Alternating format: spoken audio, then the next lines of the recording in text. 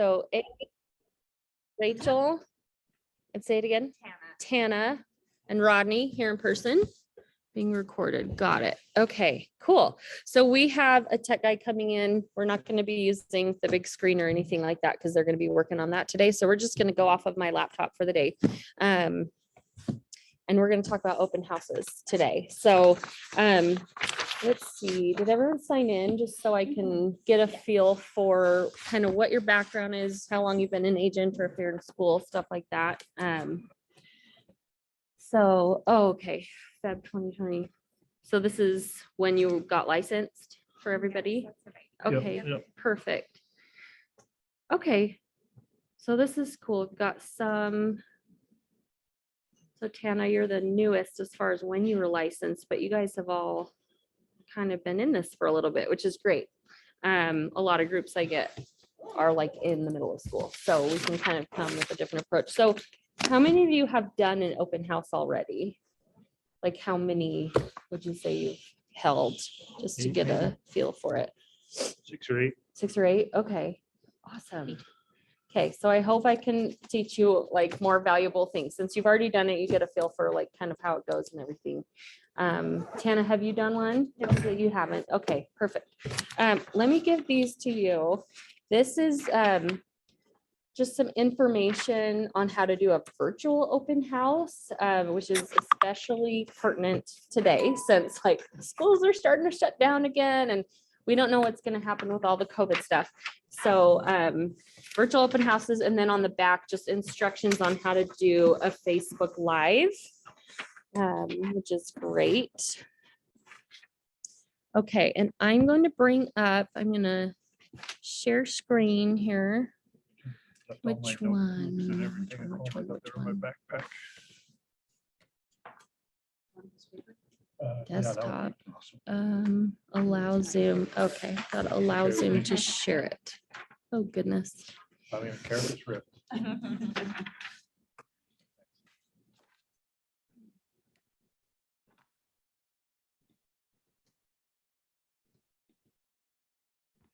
Open system preferences. Is anyone really good with this? I have to With what? somehow tell Zoom it can share my screen. Anyone?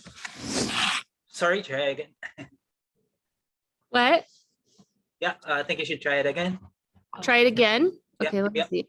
I'm hitting share screen. It says allow Zoom to share your screen, open systems, preferences, security, and privacy to grant access. Okay. Where is go to? I don't see Oh, thank you. Okay. Zoom open in a browser or through the app? I think it's through the app. Okay. I have that. I cannot share my screen because I opened in a browser instead of my app. Okay. My app wanted to do an update. So it wouldn't let me do anything until I get the update. Right.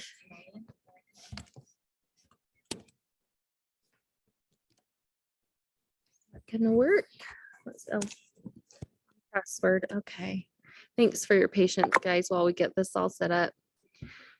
Okay, I think it should work now. Oh, come on. I've never had this issue on this computer before. Yeah, I use my finger. Oh, this is weird.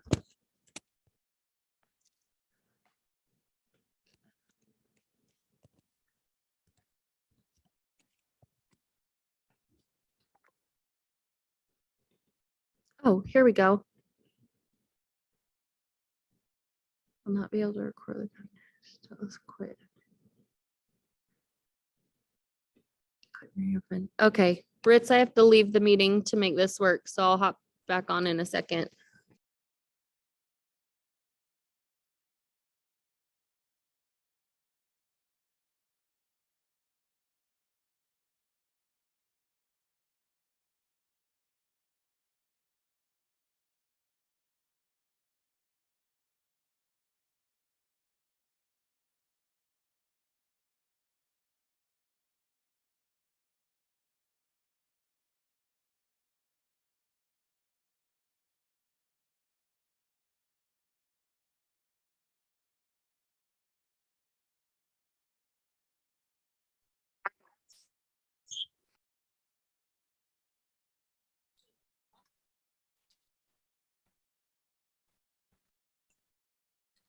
Hi, Steph is just trying to hop back in.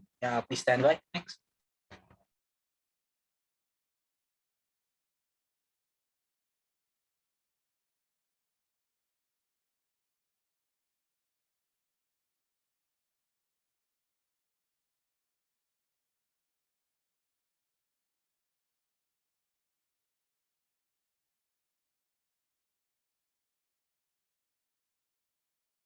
Got it.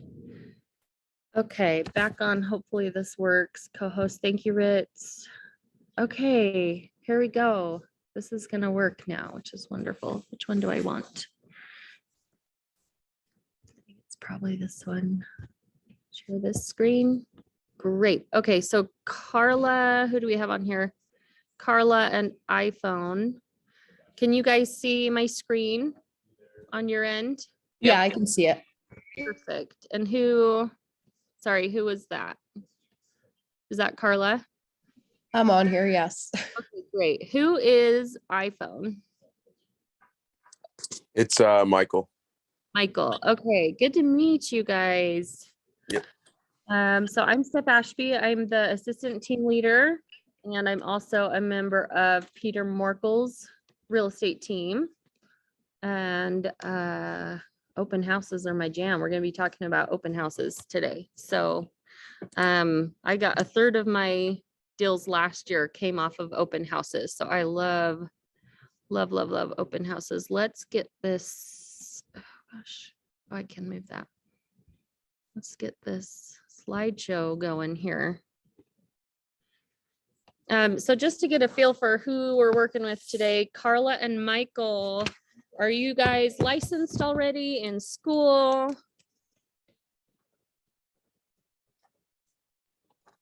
Yes, got my license, just started at KW right before Christmas. Okay, so December, same as Tana. Okay, how about you, Michael? I got it in November. November, okay. So just really fresh. Okay, this is great. So we don't have a single person in this group that's in school right now, which is unique. Very cool. So let's dive in.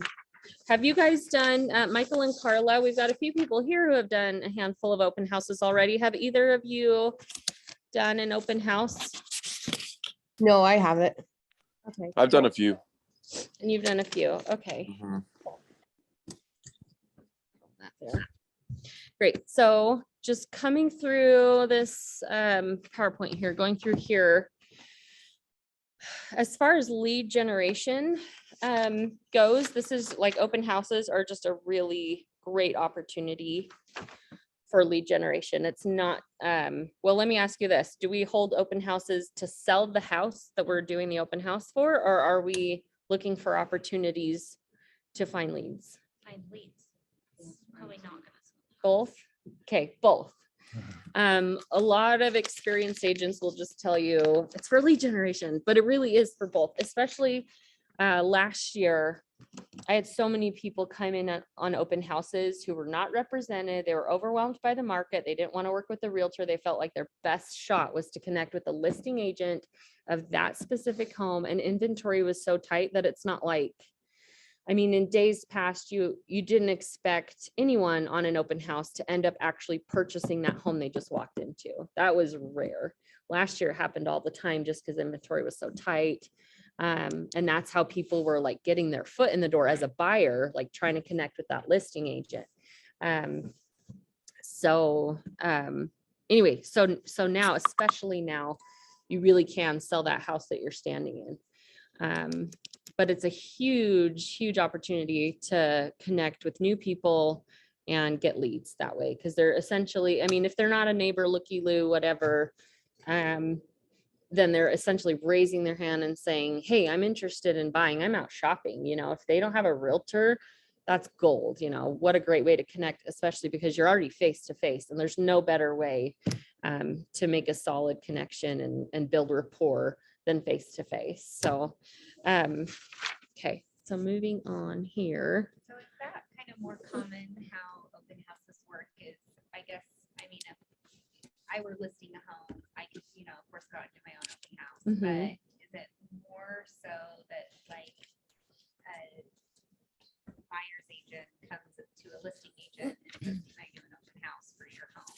it's different for everybody. So you'll find that there are some agents in the office that just do not want to do open houses. They've got family stuff they want to do, or they've got other activities, other lead generation activities they're focused on. Maybe they show a lot of homes on Saturdays and that's what they like to do, even if they're a seasoned agent, so for whatever reason, if they don't like to do their open houses, and some just don't want to be the face of it, they want to keep it a little more arm's length, if that makes sense. They don't want to deal directly with the people who might be, eventually buying the home. So every agent you come across is going to be different. Personally, especially last year, I liked doing my own listings, especially because if someone came in underrepresented, because you guys know that we can't double side a deal, right?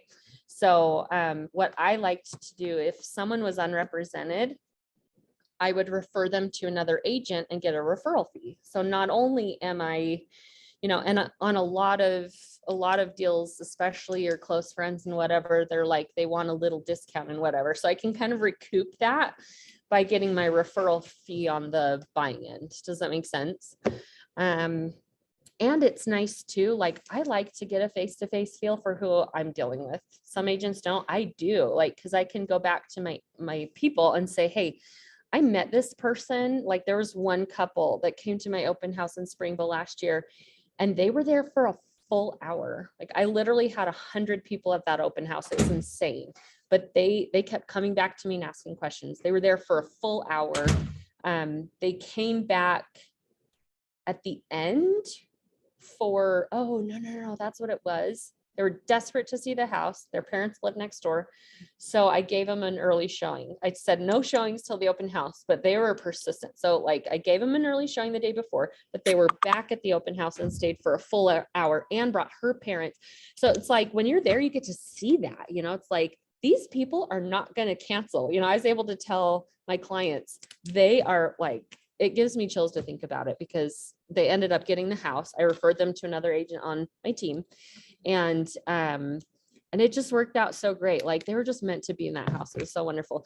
But had I not been there, I wouldn't have seen that. I wouldn't have been able to pass that to my clients. So I like to do that. But there are other agents who are they'll be more than happy to let you run their open house. So does that kind of help and answer your question? So yeah, it's just a personal preference thing for everybody, I think. So, so the benefits of doing an open house for lead gen, Rodney was saying he doesn't have a huge sphere. When I started as a new agent, I didn't have a huge sphere. I didn't grow up here. I grew up in California. So I hardly knew anyone here. Now, a lot of my family and friends have moved up here, and I've lived here for years. It's, so now I have a good sphere, but this is a great place to start if your sphere is not that big, or if you just want to work on growing your sphere, which is, super important. You always want to be feeding your database, right, with new people. But it's an inexpensive way to do things. You're not paying marketing dollars to do this. You're maybe printing flyers, you're on foot, knocking doors, letting the neighbors know, inviting them, whatever. But it's very inexpensive. You get qualified leads. So like we said before, people are raising their hands saying I'm out shopping. I'm interested in buying a home soon. And the best too is when you get those buyer sellers, and you get that a lot right now, because people are afraid to list their home until they know where they're moving, because they know inventory is so tight. So I actually did get a few buyer seller leads out of open houses last year, which was awesome. Yeah, high return on investment, because you've got that face-to-face time. So they're high quality leads. And so it's really worth your time. You're getting a really good return on your time and really great exposure. Whenever I do an open house, and this will take time, but if your sphere sees you on social media on the regular, at least once a month, maybe twice a month, doing an open house, and you don't have to say, this is so-and-so's listing. It's just, I'm here doing this open house, or ready to sell this gorgeous home. You just leave it neutral, and half the time they'll assume that it's your listing, but they're seeing you working in the business. And that's a great touch. I've had, after a year or so, I started getting questions from my sphere, because they're seeing me all the time. And in their mind, I'm the expert because they're like, oh my gosh, and I'm not like out there begging for leads on social media. I'm showing them what I'm up to. And I'm just, I'm becoming top of mind that way. So really great way to get exposure. I also like to do a walkthrough in the property. So you get there early or you grab a few minutes when it's dead, no one's in the house. And I just go on Facebook Live for like 2 minutes and show them the coolest thing about the house or like the view or the backyard or like, look at this great room and, just put it out there and I like to do it towards the beginning because I usually say, I'm here for the next 2 hours. I'll post the address in the comments, come visit me, no one's ever come to visit me, not once, but it's like, you just put it out there and it just, it makes you more personable and that's a good touch on your SOI. Yeah, and it's just a productive way to meet buyers and sellers. Any questions, comments, ideas that you guys want to contribute? I do have a question. Yeah. So when you do yours, how do you have them sign in? Do you have them sign in? Yes, I do. And do you do it on a computer or do you do handwritten? or do you I do- use my husband's iPad. I take the iPad and I'll show you, I think we'll go over this later in the We class. can go over that. But yeah, I do a sign in because you've got to track. It's worth your time when you make a really good connection with someone, but it's also a real loss of opportunity when you don't track who's been in the door, getting their information so you can follow up. Because most of the people you'll come across will be follow-up type people, like How long do you wait to follow up? like Saturday open houses, Monday or Tuesday. Just checking in, saying hi. Did you have any questions about the open house, about that house? Have you thought more about making an offer if they had expressed like real interest? Just touching base. And would it be okay if I check back in with you if they're like, no, and oh, I don't think I'll be ready for another 3 months, like maybe check in on where they're at with the lender. Usually the first step is getting pre-qualified. Even if you're 6 months out, it's a great time to touch base with the lender, find out what you have to do to get things lined up. And then, do you have one? If not, can I send you my preferred lender's info? So you get them set up there. So you make that little connection. But if they've already, my brother's a lender, my cousin's a lender, whatever. Okay, great. Would it be okay if I check in with you in a few weeks to see if there's anything I can do to help at that point? Just open it up so that they know you're planning on contacting them again, and just being really not in their face about it, I guess, just like, Yeah, that's always my just big feel- hurdle. I'm like, let me know. yeah. I was Yeah. very- And I found there's an in-between because I'm very much not a in-your-face salesy person. I hate that. I hate it when people come that way at me. And I think the most successful realtors, like a lot of the most successful realtors I know, are not in your face. They're just so friendly and so personable and so approachable. So I'm not Um, worried about the deal. Yeah. So and let your conversations, set that tone in your conversations. Like, I just want to stay connected. It was so great to talk to you. Like, and if you find something that you both have in common, mention that when you follow up. Like, oh, I was just thinking all weekend about that movie we talked about, or about your kid on the sports team, and just whatever you talked about, try and use that. But just have a real conversation and be their friend. And then they'll be cool with you following up with them. So, So yeah. I found that in dealing with people that seem like they're really interested, Mhm. and if they are really interested, they usually have at least a couple questions about the place. Yeah. So even if I have all the answers, I don't give them all the answers. I might give them some of the answers and say, you know what, I'll get back to you. Yeah. Because then they have to give you your phone number or email or something like Right. that. So that you have Right. their contact. And Yeah. then just call them the Yeah. next day, or, the next business day or whatever. Perfect. Give you a reason to That's great. touch base. I love it. Okay, cool. Seems like everybody doesn't want to make eye contact. with, like, I mean, there's like those people, there's like, Yeah. Some people. are like Most- that. okay, I'm not gonna They're attack you. those are the ones that are Mhm. afraid of the salesman. Yes. Yeah. people. Which is a great cue for you, because it's like, okay, they're not serious. When they come up to you and ask a question, you're like, they want this house. If they're avoiding you, it's just like a friendly touch. Feel free to look around, I'm Stephanie. Let me know what questions you have. If I'm the listing agent, I'll let them know I'm the listing agent.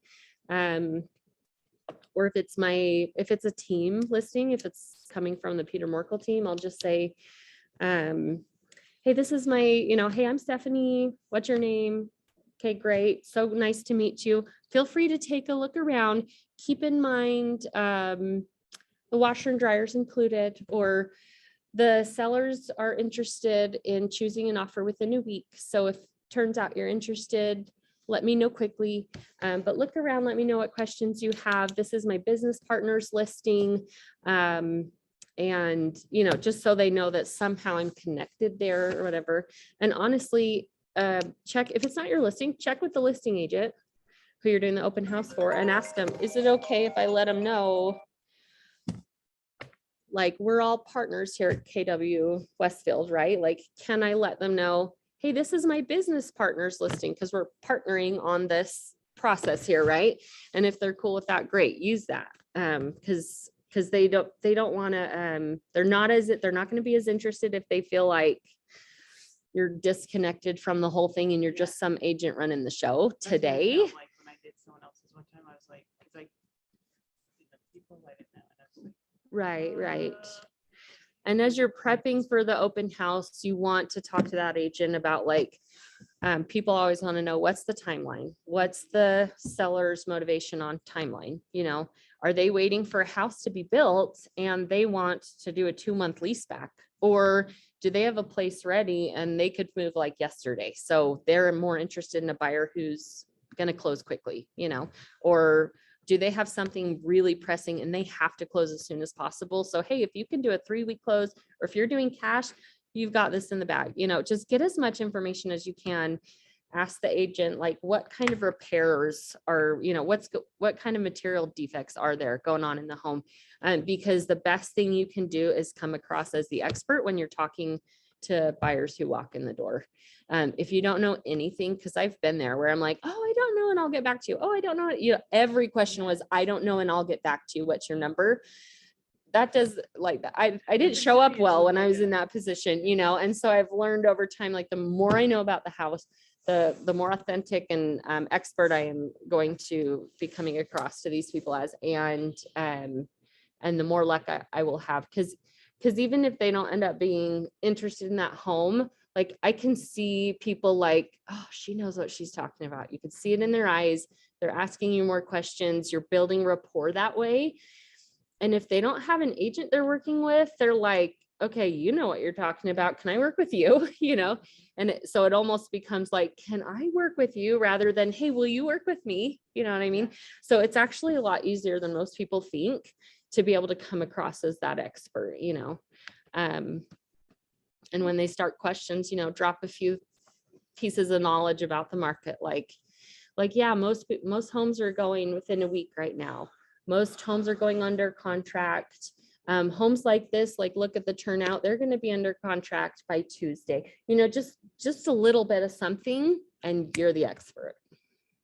How do you, because some people are really hesitant Mhm. to give you name, phone number. I mean, Yeah. clearly it's probably because they're not ready to buy, Right. but sometimes, like last year, it was kind of important that we had that in case we did have like COVID stuff. Right. So I did use that excuse a couple of times in my open houses, so I could get their numbers just in case I did have something come back to me that we had a COVID exposure. Mm-hmm. But how do you, I mean, when we don't have COVID, how do you? I like handle to use somebody security doesn't- as an excuse. Yeah, I just So say the seller, I have the to keep homeowner track. has requested that we get the names of everybody that comes Okay, into that's through the good. house. yeah. And so what I usually do, I'm probably just not going to go with the whole PowerPoint thing, but this is kind Sorry. of better. It's better to Throw it off. mastermind. Honestly, you're going to get, this is a higher value conversation then. So what I do is I have the iPad ready, or if my husband's using it, I'll just get a printout or whatever. The iPad is more successful because people are used to walking into any kind of business and having to sign in on something digital, right? So it's just, it feels more natural to people these days, I think. So I've got the iPad ready. I've got a Google, what are they called? Google form set up for that specific open house. And if you want to, you can set up a separate like Gmail just for open houses, like Stephanie Open Houses at Gmail, just for you, so that you have one place where you can go back and all the forms in there are just your open house leads. And you can plug that into whatever CRM you've got. That's something I thought of this morning, and I was like, what? Because I'm like, what could I suggest to them to help them keep track? Because one of my weaknesses is like, I haven't been following up as much as I should with the people that I connect with at the open houses.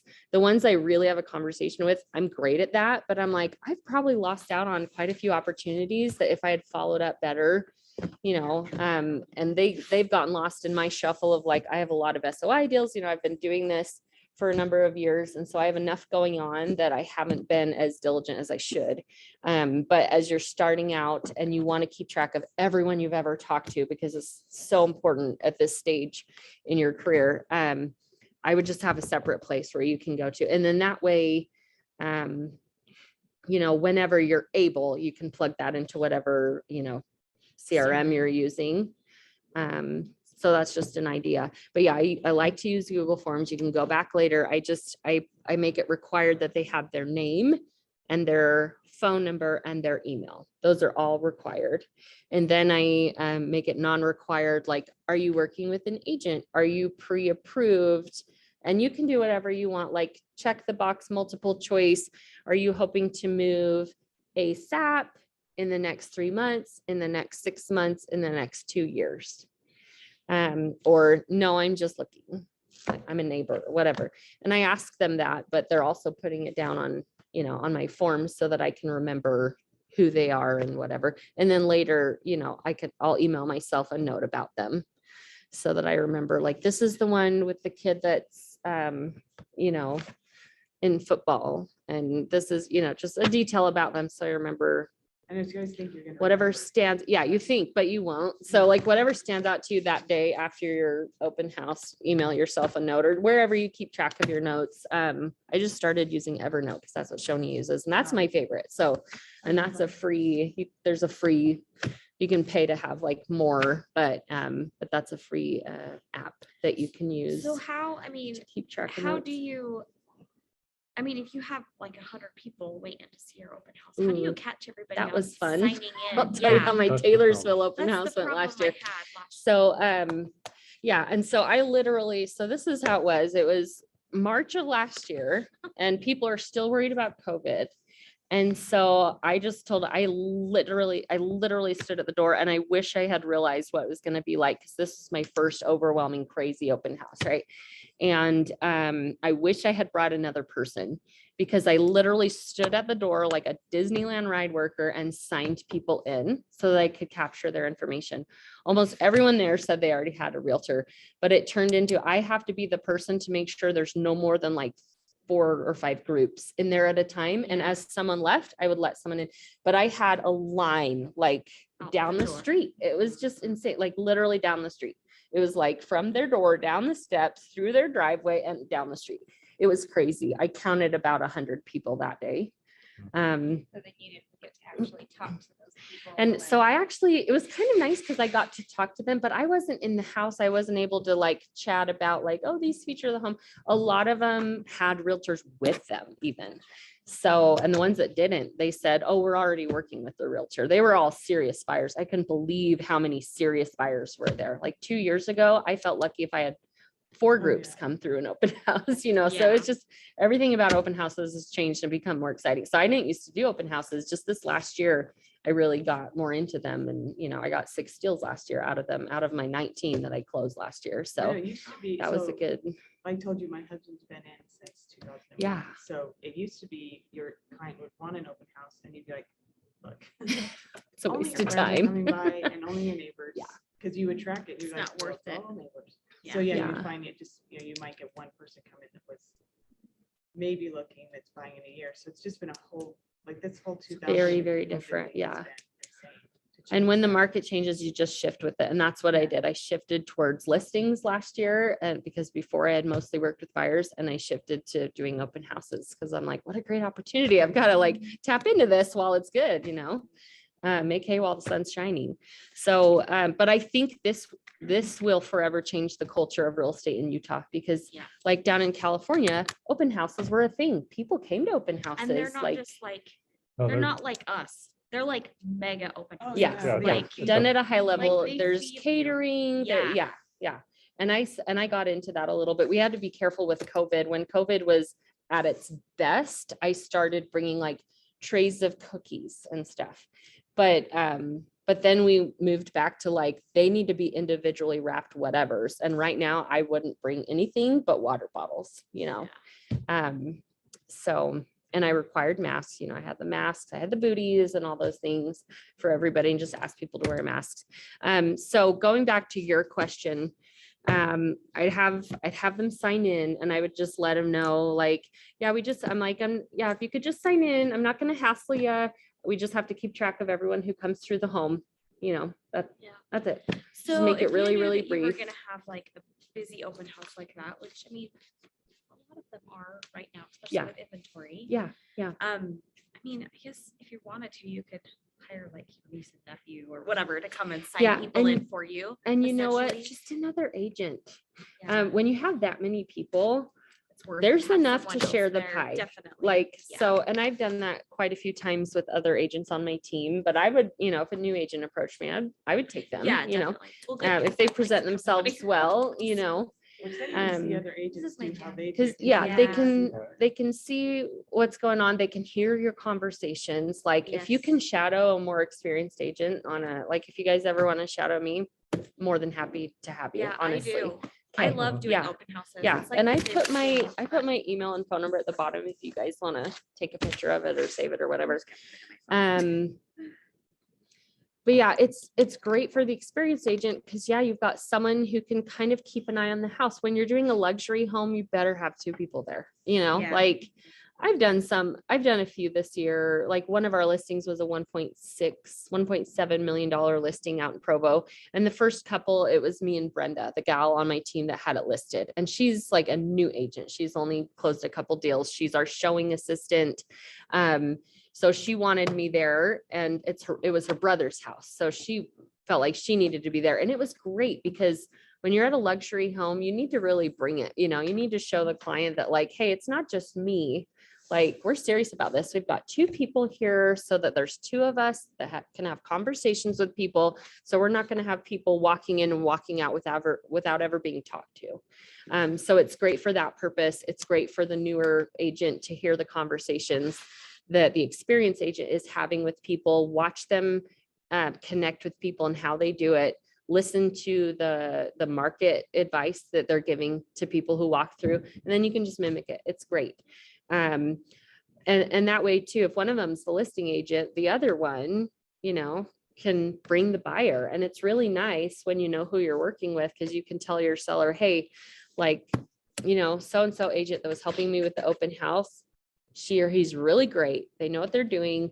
And it'll kind of simplify things because we know who we're working with. So that always helps, trying to think what else.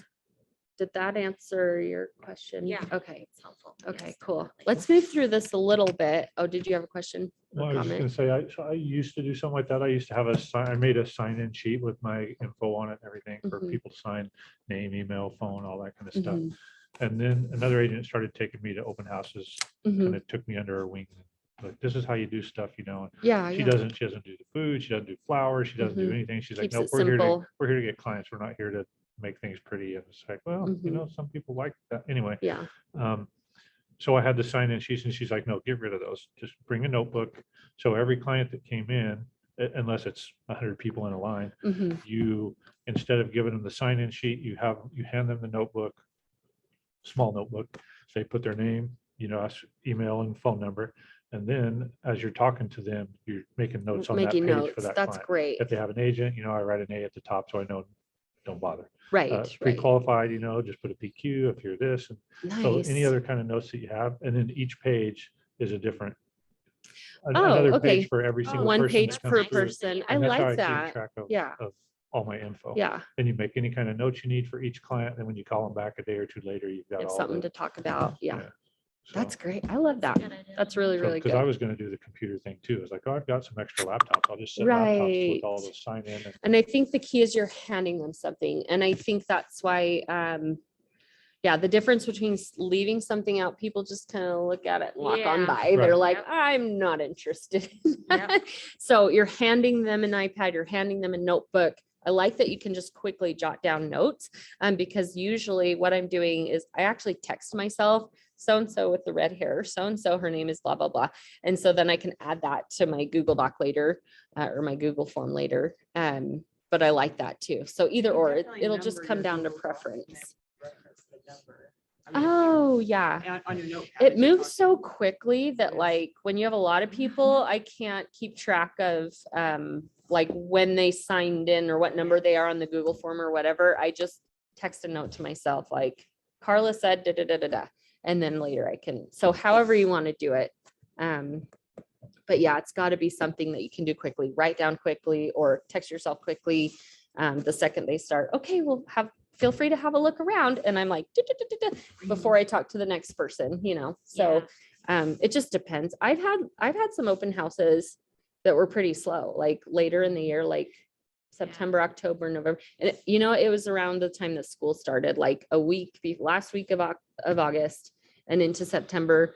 My open houses were a little slower. And by that, I mean, I had 10 groups instead of, 50 groups. So I had it was two still that were fast. Really slow, huh? yeah. Um, I the had two but Spanish yeah. fork listings ones. that these guys did. Which is and nice because you have more time to really talk to the people, but like don't think we even sometimes had it's slim Anybody pickings, come to yours, right? There was There was a couple that One came or a couple. two I didn't people end up that doing came the open through, houses. I let these guys do them, but it was really, And then really slow. the which other was thing I really made a shocking. mistake of Yeah. when I first started was like, hey, I'll do open houses. And an agent said, hey, can you do an open house this weekend? I was like, yeah, no problem. She's like, how long? 2 hours? I was like, well, the longer I'm here, the more leads I'll get, right? Oh. I'll do 6 hours. I'll do from, Don't do from that. 10 o'clock to 4 o'clock. Oh, And it was man. like my first open house, So I Oh, met her yeah. there and we went over some stuff. And I sat there 5 hours into it. I was like, are you Oh, kidding me? man. Nobody's gonna come look at this house. Yeah. And finally an old couple came through. And she's like, well, it's Labor Day or whatever the holiday Labor was. Day And I was weekend, like, whatever it I was. was Yeah. like, Everyone's no on wonder there's vacation. Yeah. nobody coming through here. And it's funny Why with did I do an open house with on a holiday weekends, it's weird because I'll go back and forth with Peter on that. Like, oh, I don't want to do it that weekend. It's a holiday weekend. Everyone's gone. He's like, but last Labor Day or President's Day or whatever it was, I had 50 people come through. It's either they're out having fun for the holidays or they're like just feeling like, oh, we're gonna have a lazy holiday weekend. What should we do? Let's go to that open house down the street. You just never know. Yeah. So but yeah, if you I just do a 2-hour window because I just can't sacrifice more than that for my holiday because you're spending, an hour getting it ready, getting the signs out, knocking on a few key neighbors' doors, and it takes time. And then it takes time. People always come at the end. You're always there a half an hour longer than you've planned. And so it turns into a 4-hour ordeal just with that 2-hour window because you're gathering the signs and everything, turning off lights. So I like to keep it to 2 hours. And if you've marketed it well, and we'll talk about how to market it, then the people who want to come, they know that like, that's my window. If I want to go see it, that's my way to go see it. If I don't have an agent, this is my one chance and they'll make it happen. So I like the 2 to 12 or the 1 to 3 on a Saturday.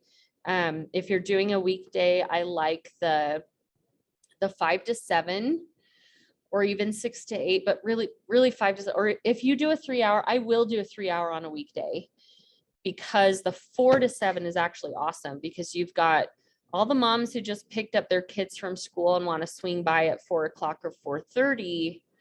They're coming then, and then they're going to go home and get dinner ready. Right. So that gives that group a time. And then the people who are getting off at 5 or even 6 have time to hustle over after work. So the 4 to 7, I will do the 3 hours on, and I feel like a Thursday night is a good night. Don't do Friday night. You're not going to have anybody. Right. Yeah. So I think those are good times. Yeah. So that was one of So- the things that I learned. Mhm. Don't do a 6-hour open house. Yeah. Don't do a Don't even do 6-hour. a 4. And then we did the Spanish Fork house for Adrian. Remember the fancy house? I don't know if you did that or not. Yeah, I You, did. me and Cameron, I think. Yeah. So that was an all day thing, but we took 2-hour shifts. But I also found out that if you post that you're going to have an open house for 4 hours or more, like you said, the agents don't usually plan it until the last hour or so Yeah. anyway.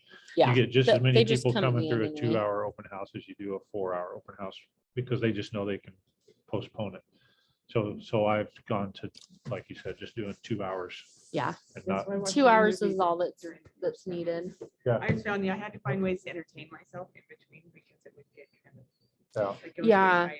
Yeah, have something to do, an audible book to listen to, something that you can just quickly close when someone knocks on the door, walks in or whatever. So, yeah, so let's go through here. I want to make sure I don't forget anything important.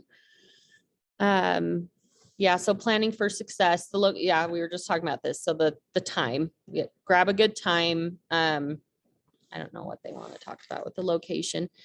Traffic patterns. So when you're setting up your signs, like I like to look at the map and be like, where are all the major roads around this house? So like I'll pick, the major entry points and then make sure that you're bringing enough signs. So you have to look ahead of time so you know how many you need. You're setting them out. And then you're making sure that every turn they take from that point will lead them to the house. So that way, you know, how many signs do you need? Signs are interesting. I hate the sign thing because the second you put one up, people start like, well, where do I go to? So I'm literally running. And maybe this is just me, but I'm like, once I put one sign up, I'm running to the next place. Like it's kind of hilarious to watch me in action because I'm like, run, park, And how many? open the back of the car, grab a sign, close it, throw it down, run, like it's just, it just depends. Like some houses are right smack dab in the middle of a few major roads. And if I'm in a hurry, if I'm tight on time, I just pick the main, like if we're coming off state, that's my street, the biggest main road and lead them there. I never do less than 6, like at Yeah. least 6. Somebody somewhere, I don't know where. I mean, I've watched a lot. But somewhere was like, I don't care if you have to put out 100 signs. Lead them from the freeway exit to the Wow. house. Like That is, so if they get off the Yeah. freeway, they are seeing an open house sign. The That is- moment they get off the freeway. that is open houses at the And- highest level. Yeah, and Yeah. so I don't know. I can't Like remember. as who you're it getting was. It might have been, like, a started, Tom don't Ferry feel like thing you or have to do something. that. Eventually, that's my dream. I was actually telling Peter after my last open house, I was like, I want to hire a service. And I feel like there was one here and that I heard about years ago and I couldn't find them online, but I may need to start this company. I don't know. But like I've heard of services you just hire them to go out and they do a sign blitz and they've got Yeah. like the little paper signs, like it's nothing fancy even, but they put them out everywhere and they do like 100 signs or they'll do 50, however much you hire them to do. And you don't have to worry about, because I'm literally like huffing and puffing and a little bit Yeah. sweaty when I get to my open house. I'm like, Yeah. why am I not outsourcing this? Like, and I'm still a little bit in the mindset of like, I can't afford to pay someone to do that. Like, I try to keep my expenses tight and I'm like, yeah, I can. Like, always tell I've been my getting husband, leads "It's your on these turn, you open get to go houses. to Yeah. And He's I've had my like, husband do it I don't want to do it either. sometimes. He Yeah. doesn't like to put him. My husband's kind Yeah. of a shy. Well, and my husband's like with I have a 5-year-old and a 6-year-old. So he's playing Yeah. mommy right now. He's Yeah. watching the kids. And Yeah. so I don't know. One nice thing about partnering up with someone is if you're the lead on that open house, have the other person. Well, and it doesn't Right. matter. I've done it both ways. Someone's at the house turning on all the lights, making sure the temperature's good, setting out the water bottles, food, whatever you've got, getting all that ready while the other is setting out the open house signs. And then someone is there the second the second one section of signs is up and they can drive to the house. Someone's already there to talk to them while I'm getting this other section. So so that's another nice thing about, doing 2 signs. I think we're going to see another year of busy open houses. And it'll probably be worth all of our while to always have 2 people because even with 2 people, you should get at least one really good lead, Yep. really high quality lead for each of you. And if you can even get one high quality lead that's worth your time. That's worth Yep. your, 4 hours that day and whatever prep work you're doing. When Brenda and I did the open house, that $1.7 million open house, a few days before the open house, we went knocking on doors with flyers. And I like to do this. I usually have someone with me, like I have literally had my husband sit in the car and watch me go door to door. I'm huge on safety, a little bit paranoid, but that's probably a good thing. I just don't want to show up to someone's store and be like, oh, you're a crazy person that's gonna kill me, So it's just always smart to have somebody with you. But she and I took, one side of the street each, and we knocked on doors and we invited everybody there. And so that's another nice thing about having a second person, because they're invested in that open house just like you are. So they're willing to go do the door knocking a few days before to invite all the neighbors. And, we make the flyer with the information, the basic information. Brenda had her pile that had her picture and name on it. I had mine with, even though it was her listing, I had my name and picture, because they'll assume it's your listing, and that's fine. That's not a problem. You're not claiming it's your listing in writing or even saying it verbally, but they'll just assume like, oh, you're an important person, and that's all that matters, right? So, so they can contact me with questions. For two reasons, we want all the neighbors we can get to come. Reason number one is it is possible that they have a family member or friend who wants to live nearby, and who have, they've mentioned it for years. I'd love to be closer to you, Mom, or like, oh, wouldn't it be fun if we were neighbors, little besties and whatever. There is on occasion one of those cases, and you've just opened yourself up to that lead. And chances are it's like they're jumping on the opportunity. They haven't been thinking about it, but they're like, oh, we want to get into your neighborhood. So they don't have an agent. They're not in the process. So you may be able to like give that lead to your partner there and get your referral fee. If you're the point of contact, that's your lead. So the other reason is you want as many warm bodies in that house as you can get, because when someone, and this is another reason why I will hold showings on all my listings until the open house. I have them go live on Tuesday, and I hold showings until the open house. If you're doing someone else's open house, pitch that idea to that agent. Will you be holding showings until the open house? I'd love to have so many people in there at once, because the buyers that walk in who are serious about it, oh my gosh, honey, look how many people are here. Right. This house is like, we've got to make an offer today. We've got to make the best offer, like, because people will come in thinking like, okay, we got to be a little cagey. We don't want to let on how much we want the house. They see how many people are there. They're like, oh crap, I need to make an offer today, and I need to make the best offer, not what I thought I was going to probably offer. Let's go 10 grand above, because we can't, we're not going to get away with negotiating, like, so the people who don't already know what's going on in the market, it brings them up to speed really fast. So the more bodies in that house that you can get, the better. Invite other agents to come from the office, hey, you guys, bring your clients, whatever, however you can get as many people in, just do it. And then that's another way another good opportunity to create urgency with people, people who don't have a realtor, who are just taking their first steps in the process. And they're like, hun, let's go to this open house and just see, and that's step one for them. And you get to talk to them. They get to see the craziness in the market, and you're talking with them and they're like, oh my gosh, I had no idea. And yeah, so this is what's been going on. And this is why it's so important, more now than ever, to have a realtor, to get you in the door, like to persuade that listing agent to, oh, we've got stuff on Saturday. Can we come on Friday if they're holding straight? Because a lot of agents, I'm sure you've noticed, are holding showings till their mega open houses on Saturday. So this is why it's so important to have an agent on your side, to get you in as early as you can, to get you in before everybody else to see that house and to make an offer, because speed is the name of the game. I have told so many people that line. That's like my favorite name. Speed is the name of the game.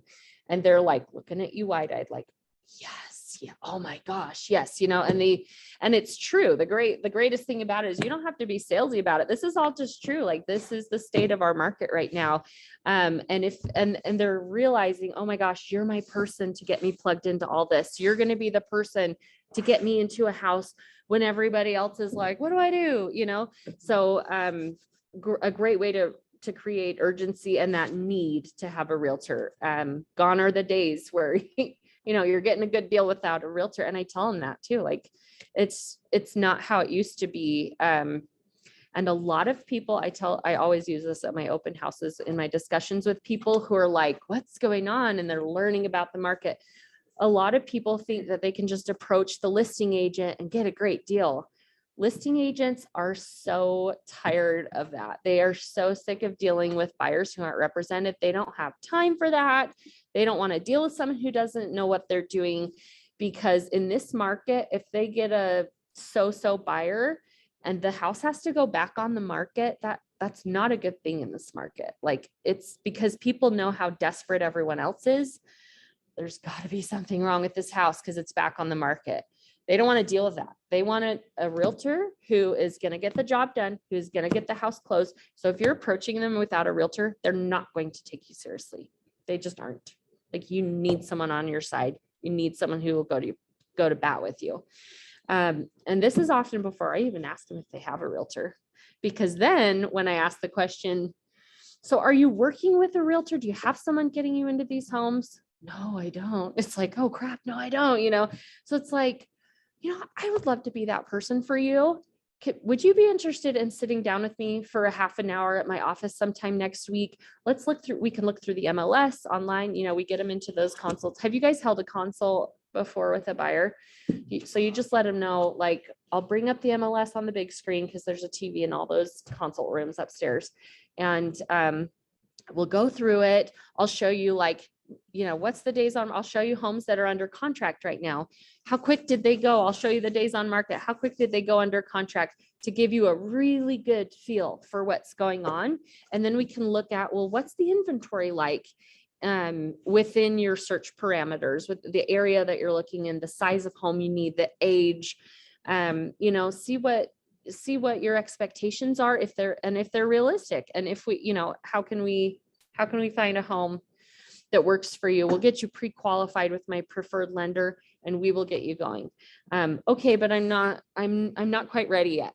Like, we're still like 3 months out. Like, it's great to learn how this market's, working, but we're still 3 months out. Oh, perfect. I am so glad we're having this conversation now. I wish, and I say this all the time to people, I wish more of my clients had approached me 3 months before, 6 months before they were ready, because I'm in no hurry. I want to work with your timeline. Okay. That's important to me. But the sooner you talk with me, the more prepared we can be, which means the better deal you're going to get. When you find the house you want, and when you find that house you want, you'll be ready to pounce on it.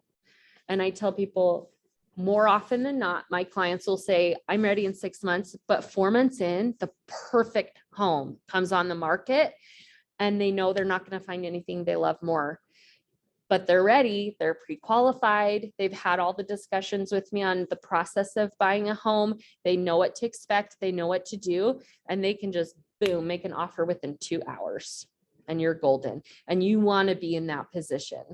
So what do you think of, meeting next week and putting a plan in place, so when the perfect home comes on the market, you're the first one in the door and you get the house that you really want? And it's like, people are just like, this is so cool, because they don't know what they're doing. They don't know how it works. And when they walk in and you're taking charge like that, and you're like, I'm going to take care of you, I'm going to make sure this happens for you, it's a relief to them. It really is. Even if they came in with like shifty eyes and not wanting to make contact. Like, I've had so many people start that way, and when they leave, we're best buds, because they're like, oh, this person's going to take care of me. And that's at the heart of every human being. That's all they want. They want to be taken care of. They want someone who knows what they're doing to help them, even if they don't realize it or don't want to admit it. Once you establish that you're the expert and you want to take care of them, and their goals are important to you, if you're driving that home, like, you've got them. And it's great. And that's the best feeling too. When they close, it's like, I took care of them. This is great. You know, that's why this job is fulfilling. Honestly, that's why this career is fulfilling, because it's like, I actually really, really help them. So it's not about the sale. It's about the person. Meanwhile, you're making a living for yourself and your family, which is just great, you know? So yeah, spreading the word. Do you guys have any questions or comments on that before we get into like kind of marketing and spreading the word? Okay. So social media campaigns, who has used those in the past for anything? Do you guys know how to do it? That is Oh, not a campaign, sorry. like an ad campaign. They're really easy. I've done it for other small businesses that I've owned in past years. I haven't needed to do it because we have Josh Barrett, our marketing guy. So he knows a week in advance, like I'm telling him I'm doing this open house for this address. It's often before it's even on the MLS. So I'm like, this is the address. These are the details. So he'll make me flyers and he'll do our social media ads. So I would plug into somebody in the office who like, just talk to people, ask around, who can I talk to who's really good at that? Who can give me a little direction? We probably have classes. I need to get more familiar with our training calendar. Josh actually taught. But yeah, Well- Josh Barrett will teach classes from time to time. Cameron Wilson.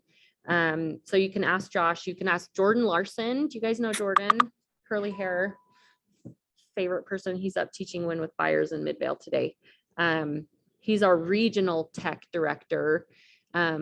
Alex Latu just started this week with me. She's our KW Westfield tech go-to person, and her cubicle's right over by Nova Lee's office upstairs on the second floor. Hey, wait, can I ask a question on Yeah. that? So she replaced Sierra. Yes. Okay. Yes. I know we've had a little bit of turnover during Yeah. COVID. It's all been weird, but now we've got our set people. So Who is that? so Alex Latu, she is just so wonderful. You can get a little direction on her as far as social media ads go. Use KSL because it's free. You can promote your KSL ad if you want. So that's going to show up at the top of people's searches.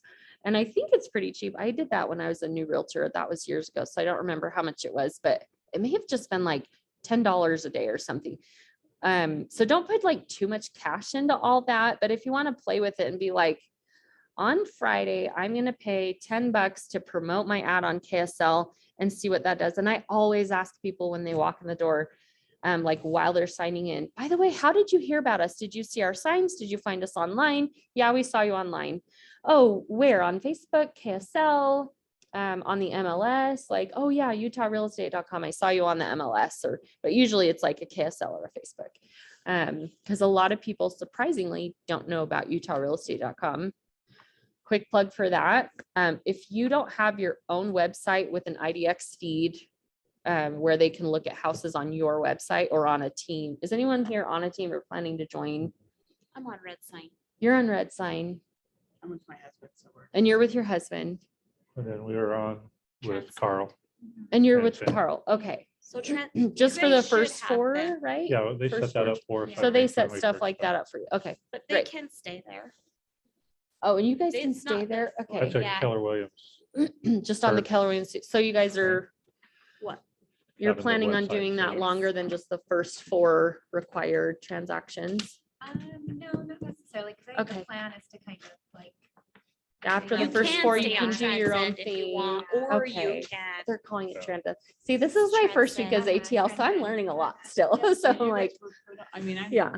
my husband was already doing this when I started, so. Were you put on the team? I Uh-huh. don't know. Yeah, so the So- requirement, and this wasn't this way when I started years ago, but like the first four transactions. Oh, I was Oh, told- did oh, two? no. Uh, You're right, the first You four. have to do through the productivity coach, which is just the brokerage team. And they're calling it Transcend Right. now. Yeah, so Okay. it's Transcend. Yes. Yeah, and then after that, you can do your own thing, or apparently you can stay online. I have to talk more with Carl Yeah, you about can- how all of I that think you works. could stay You on can stay on Transcend it as long if as you want. Because that was what I asked, but when Shoni shifted Mhm, into that position, uh-huh. because I have already done because I've done Several production, Mhm. that's when I don't really know how it happened, but Yeah. somehow Trans- Joni called transferred over. me, and then he's like, you should meet with this team Oh, because you've someone already had production. I was Said like, something in okay. the chat. So I did that. Um, So that's where I'm at now. Your camera is off. Oh, Yeah, mine shoot. was completely Where Oh, no. is, Right oh there. no, people online. So they can see your Can screen, you they see can't my see screen? you. Okay. Yes, I can see your screen. There. Sorry, guys. Then they set you And up please with chime your- in. Like, I don't want you to feel lost and forgotten during this class. Has this discussion been helpful? Have you been able to like, Spreads- a lot of spreadsheets. let me see, video Go to video your on. go to that back up to the top. Yeah, it keeps pulling this up more. It's very old school, so it's It won't let Is that me. you? Isn't that weird? Yeah, this is me. See up here at the top where that Which drop, one? where the green drops down, right there. See, Oh. start video. Oh, hello. Sorry. Thank you. Now they can see you. Sorry, guys. What are your questions or any input you have about the things we've been talking about, how open houses work, the discussions we have with people when they walk into the open house? I have a question. Yeah, go for it. Do you have any scripts that you use for open houses in order to get leads? Yeah, the scripts that I use are essentially, could you hear kind of what I've been telling these guys here about what I'm saying to people as they come in? Yeah. Those are my scripts. Okay. Like good scripts are essentially just your go-to conversation points.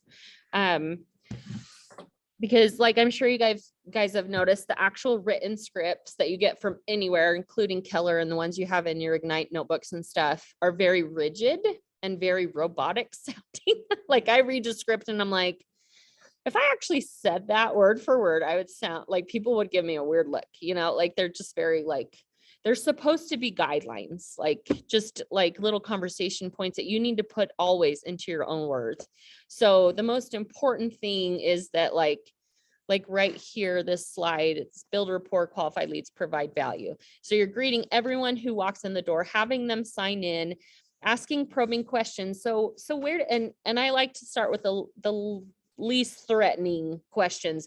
So where did you hear about us? Just to get people talking. So it's not like, hey, you want to buy this house? They walk in not wanting to make eye contact because they don't want you to bug them, right? So it's just, where'd you hear about us? Oh, cool. Oh, you live down the street? Oh, that's great. Do you happen to have anybody who has been, I kind of get like a little bit silly and laugh a little and like, you don't happen to have any family members who want to live on your street, do you? Just a little playful, I guess you would say, just to break the ice. And then you're getting into like, so are you out shopping or, are you just curious, yeah, we're kind of shopping. Oh, great. And so I'll ask them, I'll just make conversation. And then it's like, so do you have a realtor that's been helping you? And you can just tell, like the ones who are making eye contact right off the bat, that they're really interested and serious about home shopping. And the more you do it, the more you'll just get a feel for how people act when they're like the second they're walking in the door, what kind of buyer or person they are just from their body language and their eye contact. So you'll know, like, I bet this is a neighbor or just a looky-loo that was bored on a Saturday, saw a sign and is curious about what the inside of the house looks like, especially on the really nice, bigger homes. You'll get more looky-loos that way. Because they're like, ooh, that's nice. I wonder what it, or neighbors who are like, I've always wondered what it looks like in here. I get that a lot from a lot of people. I've always wondered what it looks like in here. So, yeah. So does that answer your question? Yeah, it does. Because I have done a few, but I haven't had any luck with them. But I have been using the script where it says, you say, hey, thanks for coming to the open house. And I find that there's two reasons why somebody comes. It's to either because they're buying or they're wondering what their own home is worth. And then usually they just kind of That's a good one. push it off. It Peter just sounds very uses- robotic. Peter uses that a lot. Oh, he's so good with it too. You kind of have to make small talk to break the ice. And once you have, that's when you use that. Like Peter uses, my business partner, Peter Morkel. He uses that line a lot. I've heard him on the open houses we've conducted together. Because one of the opportunities you want to take advantage of is the possibility of working with a seller buyer. And so if it's a neighbor, they're either curious about the inside of the house or they're thinking like, oh, this is down the street. This is going to give me an idea of how much my house is worth. So that line is great. And I need to use that more. I think that every time Peter says that. So I'm glad you reminded me of that. I've got an open house next weekend and I'm going to use that. What is it? but Can say it you- again? Yeah, say that again, Michael, because you had it down verbatim. What's the script? I find there's two Yes. reasons why people. Yeah, I found there's two reasons why people come to an open house. One, you're either looking to buy, or two, you're wondering what your own home is worth. Mhm. Which category do you fall in? And if it's neither, they'll just say, well, I'm just curious. I'm just a curious neighbor. I've always wondered what it looks like in here. Well, yeah, actually, my niece is moving in from out of state, and I thought, how fun if she lived down the street. Or, yeah, I had a good one. I made a good connection with someone on my other Provo house, same neighborhood as that luxury home. And she was like, my grandpa built my house around the corner years ago, sold it, left it to my mom and my aunt, and I bought it from my mom or my uncle. I bought it from my mom and my uncle 2 years ago for 300,000. So I was curious about, like, I noticed this was listed for like 600,000. So I just had to see it and I had to compare it to my house because I want to know how much it's worth. So after the open house, so we chatted for a while and I said, hey, can I come over after this is done and walk through your house and take some pictures? And then I can do a CMA for you. I don't say CMA to them. I say home valuation. Then I can do a home valuation for you. And then you'll know exactly how much it's worth. And she was so excited. And turns out we went to the same high school down in Mission Viejo, California, small world. She's like 8 years younger than me, but we had so much to talk about. It was so cool. And her aunt's actually an agent. So I don't think I'll ever actually sell that house. For me personally, that was very fulfilling because I'm like, oh, someone from home. It's always so fun to meet someone from home. But had her aunt not been an agent, like, she probably won't even want to sell for another year. But what a great way to make a connection, So so that line is really great for smoking out the sellers, so to speak. So yeah, thank you for that input, Michael. That's great. Because yeah, the purpose is not only to sell the home and find buyers, but to find seller buyers. Those are the best. So this is kind of a fun success story. Last summer, I did an open house for, I have to think of the order. Peter's neighbor sold his luxury home. And I was like, 1.2 million, I'm all over that. Please give me that open house. And that was one of those things where Peter's like, I would love it. I want to be there too, because these are the kind of clients who want to, like, they want to know that I'm there, So, and it's a luxury home, just bring 2 people, right? So we're there and we're talking with this great family that came through, and inventory's tight. And so this house is actually something they want to buy. So I end up repping them because Peter's the listing agent on this listing, right? So he can't double end it. I'm there at the open house. So he's like, they're all yours. Build great rapport. And they're like, we do have to sell our house though. Great, we can help you with that. Normally in this market, it is harder for people who don't have their house on the market yet to get an accepted offer. However, because you don't have an agent already, it's gonna be to your benefit to work with us to list your home, because these guys know us. They know we're hustlers. They know that we can sell your home in a weekend. And so if you're interested, we'd love to talk to you about listing your home, because then when we present your offer to our clients, they'll know our action plan, because if it's an agent, they're like, well, it's not listed yet. That, like, I don't know who their listing agent is. Are they on the ball? Are they going to get this sold quickly? Are they going to make sure that sale doesn't fall through so that our sale doesn't fall through? There's just so much advantage to keeping it all in-house. And so, so that's what we told them. They're like, yes, that's what we want. They don't care who's doing it, as long as the person who's doing it is going to get it done. That's all they care about. At the end of the day, are these people going to make this happen and take care of me? Yes. great. And we ended up like building really great rapport. Like I love those guys, the Smiths, they're great. And they're going to be forever clients, you know, they're going to come back and work with us again someday, and they're going to refer their friends to us. So anyway, we ended up listing their house.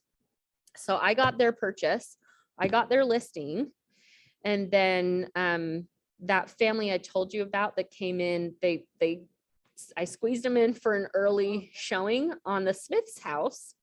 They come back the next day. So I'm telling the Smiths, these guys are gold. Like it came down to, so I refer them to Josh Barrett. And so Josh reps them on the purchase, but I get a referral fee from Josh. So this is great, right? So I got a purchase, a listing, a referral fee on that purchase. And then guess who decides they have to sell their house after all? They're saying, oh no, these buyers, the DeBells, we're going to hang on to our house as a rental.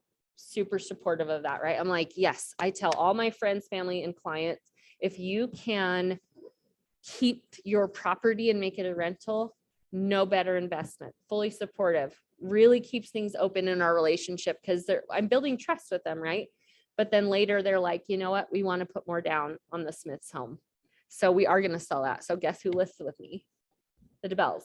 So they're a referral on the purchase side, but I'm over here listing. I disclose that to the Smiths so that they know, because this is where things can get really mucky. You know, it's like I have a full fiduciary duty to the DeBells over here on their sale. And so there is going to be bias over here when they are also purchasing something that I have full fiduciary responsibility to. So I have to be really careful about what I say and do. I disclose to everybody all the things and they're all okay with it, you know? So if there was an issue, I would have just had to refer the DeBells listing out. Like if the Smiths had an issue with that, I would have referred the DeBells listing out to another agent on the team, and I would have told him to another agent on the team, are you okay with that? It's too close for me. Okay, how about another agent in my office? People are good with that. Like there's 300, and I tell them we have 350 agents in our office. A lot of them are top producers, really great. Are you cool with that? You know, like I just, you know, and when you're honest with people, it just builds trust. And almost always, you know, you get some finicky, kind of odd, different, eccentric, whatever clients that are really specific about what they want. But most people are like, it's fine. I'm okay with that. They love that our brokerage wide, we do not double end deals. We just don't. They love that. And that's enough for most people. It really is. So anyway, so be really careful when this happens. Always disclose, always have open conversations. Before I do this, I want to make sure you're okay with, you know, because I'm not necessarily, there's no, I'm spacing it. What's the term, you guys, like dual agency? Is that what it's called? Mhm. So there's no dual agency happening, but there's still like opportunities for bias because I'm over here listing your buyer's sale people, you know, but they were cool with it. So anyway, and that all came off of one open house. So that was just like, you know, that was awesome. That was so great. That was a good month for me, you know? So you never know when something like that will happen. And that's why I'm like, you know what? One open house, you just never know. It's totally worth your time. And the 5 other open houses that I did that had 0 results, I'm like, well, it's just a numbers game, you know, that one, because I'm in the habit of consistently doing open houses. I got really great results for one of it. So if I chalk up all those hours to like getting paid on these 6 deals, like, or 4 deals, fantastic. You know, it's so worth it. Showing value. Yeah, when they come in, show market discussions, state of the market discussions, and then neighborhood snapshots are good too. Let's see. Sorry, I go off on a lot of tangents, but when I think of something that will be of value to you, I'm like, I need to tell you right now before I forget. Does anyone have questions or comments about any of those things that we just discussed? Anyone online? Let me see if I can, how do I move this? So I'm not looking at it. There we go. Yeah, capturing the lead. Oh, here's another fun one. How do we go backwards here? You can create a neighborhood landing page. if you want for that list, like our listing landing page. I like to make a listing landing page. So it's just different things. Just kind of get on YouTube, get online, get with people in the office who are tech people, and find out what else you can do. But KSL is free. Facebook ads are simple, and just don't put too much money into that. Always make sure it's posted on the MLS. So if it's not your listing, the second you decide to do the open house, ask the listing agent, can you put that on the MLS right now or today? So yeah, put the open house, because probably what that will result in is people with their agents, because the agents are seeing the open house. Hey, let's go see the open house. But that's more warm bodies in the house, and that creates more urgency. Were you guys all here? I think one of you walked out for that discussion. The more bodies you have in the house, the better, because that creates urgency for the people who are serious about the house. They're like, oh my gosh, honey, there's 30 other people here. We got to make an offer today, and it's got to be our highest and best offer, you know? So even if the MLS is just bringing in agents, you want that. To go live when, like if I have an extra agent or whatever, if people are looking, I actually like to go live when there are people at Like the Facebook house. Live. Yeah. Ooh, that's a good idea. Because Yeah. it Then your helps friends see create it. that. Mhm, Yeah. that's I don't know, perfect. it's just busy. I mean, probably doesn't Yeah. bring anybody there right now, but Yeah.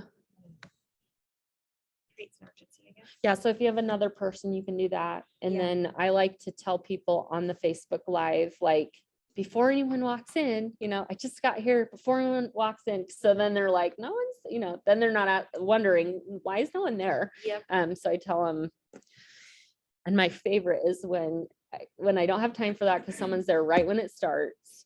I get on and I'm like, I have a quick minute. Everyone just left. I want to show you something. And then when I hear something like someone coming in the door, it's the best when I'm like, oh, I heard someone just come in, gotta go. Sorry, guys. Then it's like, you know, it gives them the same feel. Okay, safety. I'm so huge on safety. Like I said, if I'm passing out flyers to the neighborhood by myself, I'm like, I've got hubby in the car watching me, making sure, like I've literally had, I've had my kids, I'll put the back seats up and I'll put a bunch of toys in the back of the car and let them play. And Ryan's slowly driving around, because it takes me like an hour to go through a whole neighborhood. And so the kids are playing, because I'm like, I'm not paying for a babysitter, so my husband can watch me. It's so cheap. So like, okay, family affair. We're doing our real estate business together, guys. And they're in the back playing, and my husband's slowly driving around like the parking lot of a townhome, you know, community, or, you know, just down the road in a normal neighborhood. So anyway, so he's watching.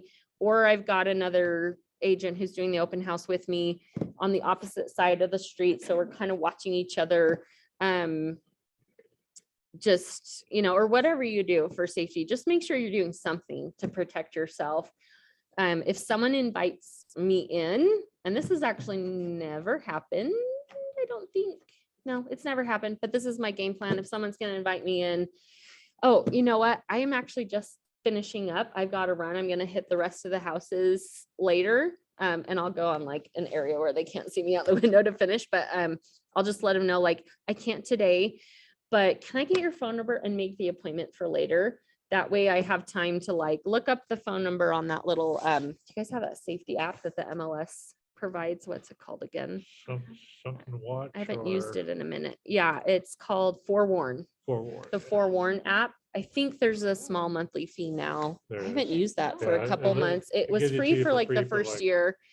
And then they just started charging, yeah, and you can use it a little bit for I think free, it's- right? I Like, think it's free for the first 2 months or free something trial, now, and yeah. then it's- but you can look them up on Forewarn, or you can, you know, or another neighbor UCAR. is talking look on about UCAR. them. Yeah. So I can just make sure it's safe, or if it just feels shady, I just won't call them. But if you're like not sure, just bring another agent with you next time you meet with them. You know, I'm just preventing myself from having to be making a decision on the spot, because I don't want to have to sit there and analyze whether or not I feel safe about this. You know, Yeah. if it's a sweet old lady, you know, it's one thing. But if it's like, for me as a woman, I'm just like, if this is a man, I'm not going in there. But so I've already pre-decided what my plan is. Can I get your number? I've got an appointment I've got to go to. Then they immediately know someone's waiting for that. Someone's expecting them, So just be really safe. I think we're in a really good time where like it makes sense just business wise to have another person with you at the open house anyway. So might as well bring that person to go door knocking with flyers, but do the flyers. Like it really, even if you're just doing 20 flyers, 20 doors, if that's all you have time for, I like to go out on the Thursday or Friday before so that there's not enough time for them to forget the open house. Cause I want to get those neighbors in the door. And you have that opportunity with the script that Michael brought up to, open the door to more listings in that neighborhood. Statistically, when one home in a neighborhood is listed within the next 3 to 6 months, 2 or 3 more houses in that neighborhood will go up for sale. It just gets in the water, So might as well use your time wisely while you're there and plug into maybe someone else who's going to list. And it's really great if you end up getting 2 listings in one neighborhood, the neighborhood recognizes your sign, and they're like, oh, that person's That one also. active, they're active in this neighborhood. They know this neighborhood. They know the people who have been buying and selling, whatever. So in any little thing you can think of, that's just a good opportunity to connect with people in the neighborhood or whatever. Try it out, experiment with it, just find what works for you. Cause there's a million little things that you'll read in books or hear online or hear in webinars, seminars, training. That's like, oh, that's a great idea. But just find a few things that work really, really well for you that you're getting leads off of. And just, go with that, build on your strengths. But yeah, keep everything really safe. Yeah. Meeting the neighbors is great. Oh yeah. Never turn your back on a prospect. I like to be there when people are walking in the door. I leave the door open, even if it's cold, if there's more than one person in the house, then I'll shut the door if it's cold, or if it's in the dead of summer and way too hot, I'll shut the door. But if there's only one person in the house, I hang by the entry area and I keep the door open, even if it's just a crack. But again, you don't have to worry about that if there's another realtor there with you. But yeah, don't walk into a room, like even when you're showing a house with someone that you don't even know that well, don't walk into a room with them after you. Like you just go ahead, let them walk in front of you. Feel free to open any door, just let them open the door, let them be in front of you so that you're not turning your back. Cause like the horror stories I've heard, the realtor's right in front of them and they're attacked from behind. So so make that a practice, And that goes for opening the door initially too, to go into the house. Yes. Not just once you're in the house. Right. But it's not only a safety thing, it's a courtesy thing. And it's a courtesy thing. Absolutely. So I haven't, so you're talking about it safety wise, and I've Right. had the same instruction, don't, Mhm. you never walk in front of Yeah. them and turn your back on the client. You always. walk into a Right. person, Yeah. and Yeah. Not for safety, but just, Also for a Client. courtesy. Absolutely. And I found some clients kind of want me to take the lead. They want me opening each bedroom door and turning on lights and whatever. But if it's not someone you definitely, but front door always with my clients that I know really well. I'm unlocking the door, I open it up and I step back, go on in, But yeah, establish an escape route, know the layout of the house and be in a place where you can like get away first. This has never been an issue for me. I think it's the same for most agents, but it's just the one time, just be careful. Oh, that's good. Yeah. I need to start doing this again, but I used to. I have it in my Yeah. pocket. I used to carry I just mace, do. but I remember concealed weapons. I have that too, Yeah. but I don't have. yeah, so whatever weapons, but I security, have my safety weapons, measures, but- Yeah. Remax and St. George pushed that really hard. You what? Concealed Remax carry? and St. George pushed that really Oh, hard in big yeah. classes because there was issues. Yeah. Yeah. Yeah. Oh, And Vegas is so scary right We now. had a Oh, story what with time our is it? previous broker that 9:30. I was like, I'm not doing this. Because Yeah, I mean, one of their yeah. agents was kidnapped and tied in the back of a car. Oh, And well, that's so Yeah. scary. so I was So just just like, always okay, it partner just up can with happen. somebody. Yeah, just Yeah. make sure you think of that. Yeah. That's the most important thing, Yeah. is to think about it Yeah. and make sure you're prepared with whatever you feel most comfortable with. Yeah. And in this So- market with how crowded a lot of the open houses, not everyone, but a lot of them, it makes sense to bring another person, but some agents are like, I don't want to share the leads. So just like, don't be that agent. It's not worth your safety. Split the leads, you know, take Yeah, another for person. sure. Why not? And then always make sure your cell phone is charged. Always, always, always. So you're never left alone without a way to communicate. I always tell my husband the address of where I'm at. So he knows, and I check in with him a couple times during the open house. And Peter too. Like Peter knows where I'm at, what open houses I'm doing, and he's expecting to hear from me about the turnout, So so people are aware of where I'm at. Yeah, this is just like the follow-up funnel.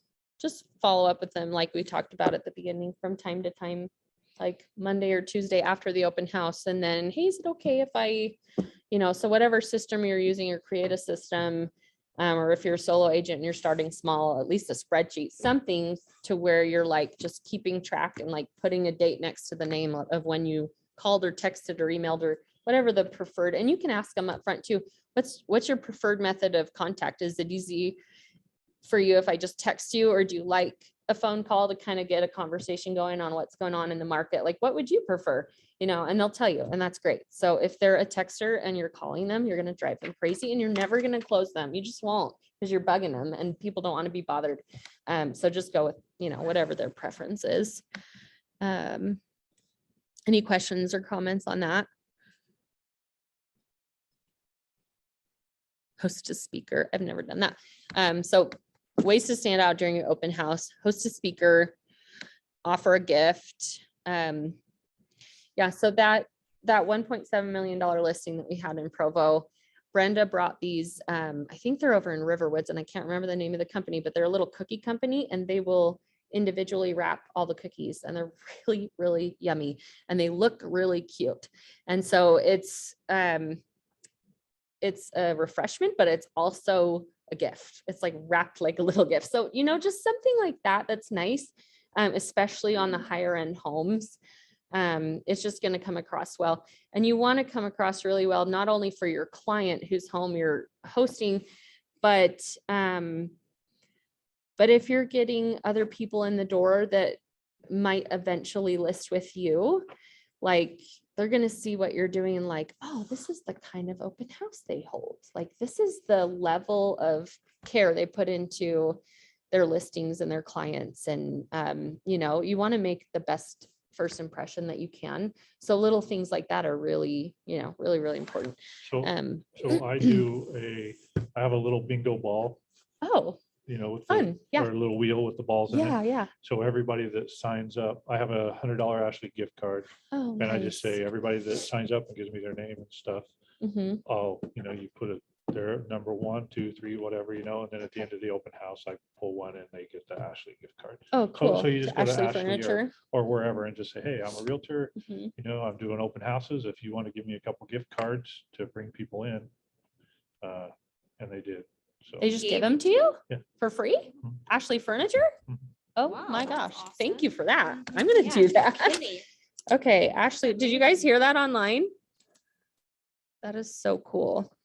but anywhere, restaurants or whatever, you can just, talk to the manager and just say, hey, I'm doing an open house or That's a I great guess more idea. like, RC Willie's or Yeah, any place that's like that, just say, hey, if you have gift cards or that's something like that's that. I love brilliant. that. I'm a Yeah. realtor and, these Yeah.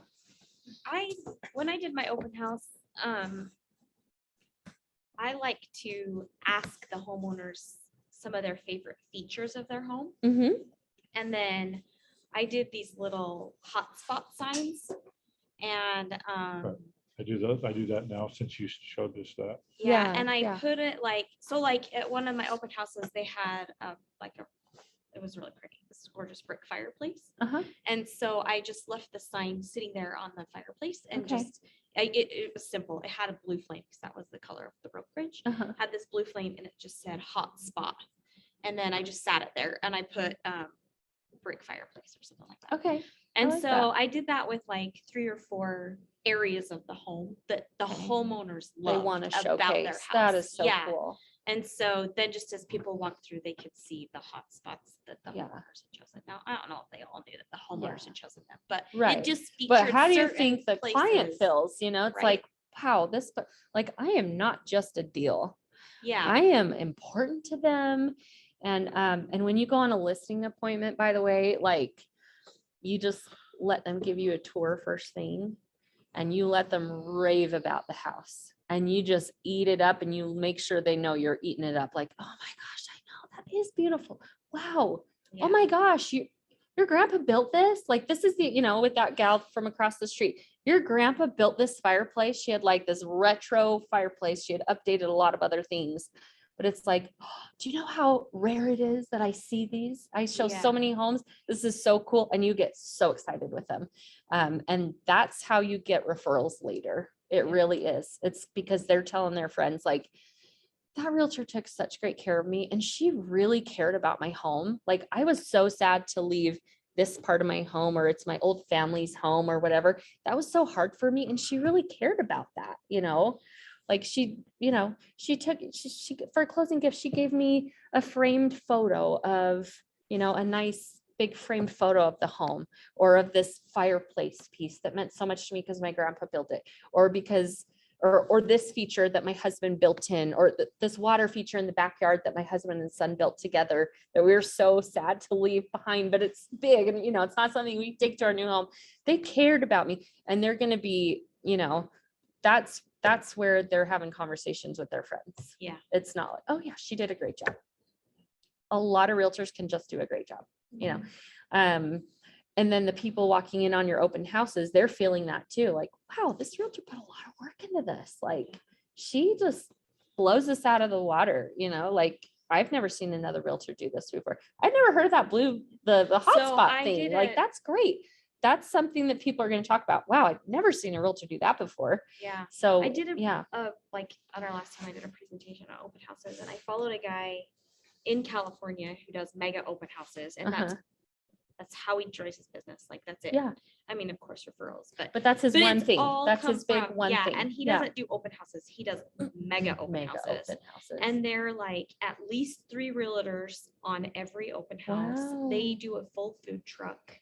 Wow. Like, it's Oh, mega how fun. open houses. Is he doing And luxury so- homes primarily? Well, it's California, so pretty Well, much. I yeah, mean, you know, I their guess all the average listing is commissions over are- a million, yeah, you know? Right, right. And so, So but it they makes did sense that to put that money hotspots. into it. And when they Mhm. walk into the home, there's a big sign that says, "Welcome to my open house. Check out the hotspots throughout the home." It's yeah. just this big feature that they put right there as you Right. walk in. So people are looking for that. Right. And sometimes they're big features and sometimes they're just little features, Yeah. but it makes them remember the Yeah. house too, Yeah. you know. Oh, Buyers for remember that house. sure. Remember that house that pointed this out, you Mhm. know, things that they wouldn't necessarily remember, but Yeah. um, That's a it great made a way to big stand out. difference in certain things, in Yeah. certain open houses. So. We're in a really unique time where because open houses are now a thing, just very freshly a thing to do in Utah, like, there's probably a handful of agents bringing it to that level here, but they're It's not. mostly not. So, I mean, if that's something that any of you or me, now you've got me thinking more. I'm like, yeah, I need to do even more. Like, open houses were good to me last year, but I need to step it up a level. If we can stand out because they're more, yeah, so now it's a thing. It wasn't a thing and now it's a thing, right? So you can kind of get in on the ground level, so to speak, on doing amazing open houses, because eventually if there's enough people doing that, other agents don't even want to try. Yeah. So, yeah, so it's a good lead source avenue to take advantage of right now, for sure. So, and then at the very least, like, I don't do it at a level that I could, and I still got 6 deals off of it last year. And that's great. You know, that was a third of my closings. I closed 19 homes last year, and that was a third of my business. And this is me, you guys, like, literally, like, my first year in real estate, I was doing 60-hour weeks, but this last year I probably did 10 hours a week. Like, there were weeks where I just didn't do much because my kids had extra needs. we were sick, we were on vacation, whatever. And I'm like, I got away with selling 19 homes when like, if I were to average, there were weeks where I was like working around the clock, right? And then weeks where I was doing nothing. But if I were to average it, I would guess I probably worked about 10 hours a week. And a third of my business came off of open houses. Like that is so cool, anyway. So even if you're doing it at just an okay level, I was consistent with it. And at the end of the day, when you don't have the time, money, resources, energy to make it this big thing, if you're just, coming in and doing something consistently, you will get results that make a difference to your business. Yeah. If I had done it at a higher level, I would have closed more deals. That wasn't a priority. I was happy with my production. And like, I have a special needs daughter that we're figuring out like her autism and her explosive disorders and all this stuff. And I'm like, I'm super happy with the time I spent on what I did, but that was my choice. So the nice thing is you can scale it, but don't, as we're talking about these big ideas, I guess the idea I want to drive home is don't feel like you have to do all of that, because you will still get results by just the simple consistency, honestly. And I probably did 2 open houses a month, most months, not even all months. So, yeah. Well, I think it's easy too, as we go to all these classes, 'cause it's like going to the marketing class earlier this week. And so then I have like a whole bunch of ideas and then coming to the open house classes, I'm like, oh, a bunch of ideas. Yeah. That's the It's- hardest we're just part, throwing I think, everything about at you, real like estate. you're drinking from a fire hose, right? Yeah. And that's probably, I was telling Shoni this last week, I'm like, my biggest weakness is I want to try everything, every little idea I get. So I'm an ideas person. I have countless notebooks and Google Docs filled with all my ideas of, oh, this is going to be so great. And I get, and ask Peter and Josh, I'm constantly like, guys, we need to do this. Let's try this. Let's do this. And it's like, okay, we don't have the time or resources to do that. And it's just, we can't go wide. We've got to go deep. So just pick a few things that work. As a new agent, it's fun because you can try out all the different things. But then like for me, I just kind of tried open houses a little bit more at the end of 2020. And it just kind of worked for me. And so I just clung to that last year and I was consistent with that thing.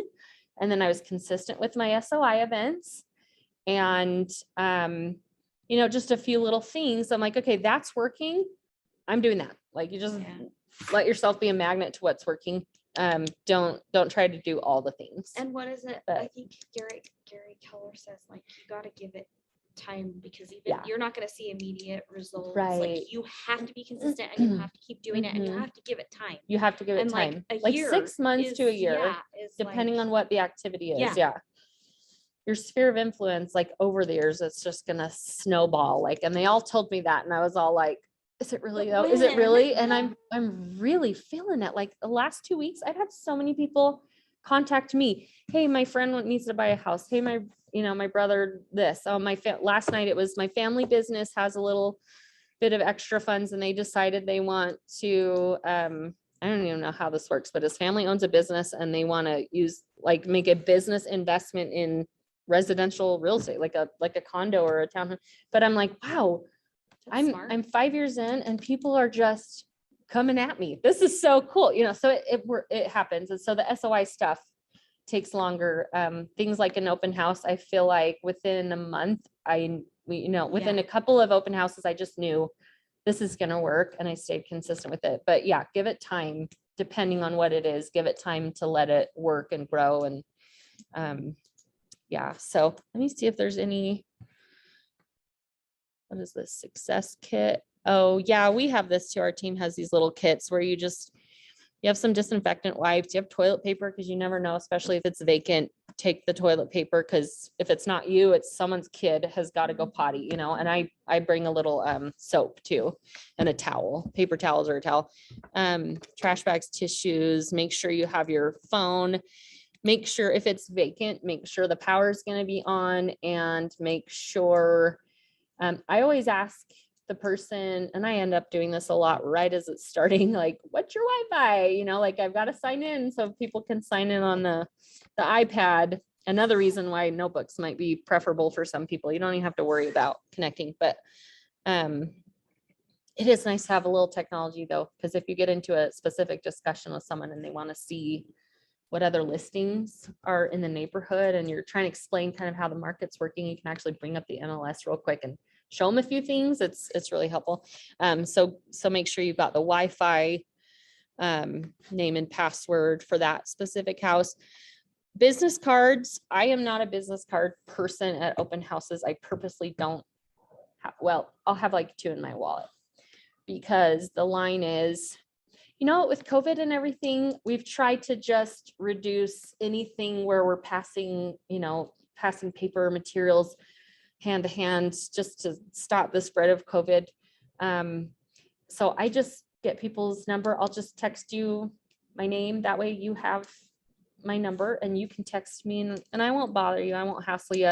But that way, if you have questions or I need to follow up with you, we can get a hold of each other. And almost always, yeah, that's fine. People, if I come across really casually about it, people are good with that. And I'm serious. Like I'm not, like I don't do the 10 days of pain on open house people, like maybe online leads and stuff, but like I'm not going to hassle them. I'm really not, because you are going to get a lot of people who are absolutely looky-loos. They've been in their house for 30 years and they're never going to move.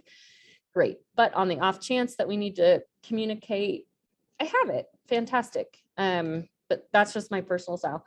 But because I'm casual about it and because I'm honest with them, like they're more open to giving me that information. And that does often lead to future discussions. Like they just need to know that they can say no to you. Have you guys read that book? Is it called Get to Know or online? Do you guys know what I'm talking about? What is that? Get to know first or get to know.